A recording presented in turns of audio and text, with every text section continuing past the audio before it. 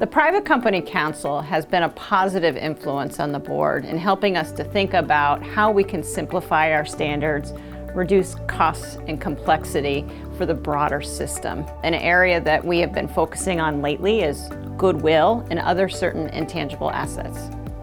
Two of the initial group of PCC alternatives from 2014 addressed these areas. The first, on goodwill, allowed private companies to amortize goodwill over a period of 10 years or less, do a one-step impairment test for goodwill, skipping the complicated and often costly second step. Test for impairment only upon a triggering event rather than annually, with the option of testing at the entity level rather than the reporting unit level. The second alternative allowed private companies to subsume certain customer-related intangibles in all non-compete agreements into goodwill, provided that the alternative to amortize goodwill was also elected. These alternatives, especially the goodwill alternative, have been embraced and widely adopted by private companies.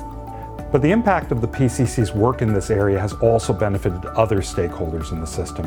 In 2017, following completion of the post-implementation review of the FASB's business combination standards, the FASB eliminated Step 2 of the goodwill impairment testing for all entities. And earlier this year, the FASB extended the set of private company alternatives on goodwill and intangibles to all not-for-profits. This is especially helpful for those in the healthcare industry, where there's a significant amount of M&A activity.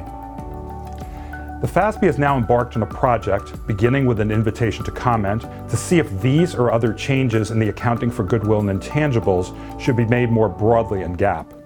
We're especially focusing on public companies. That sector has shared the most mixed views over the years about the benefit to users of the information reported on goodwill and intangibles versus the cost of preparing and auditing it.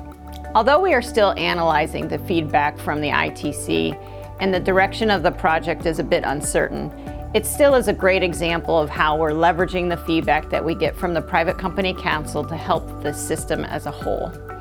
It also illustrates just how valuable the input we get from our advisory committees and councils is to the board.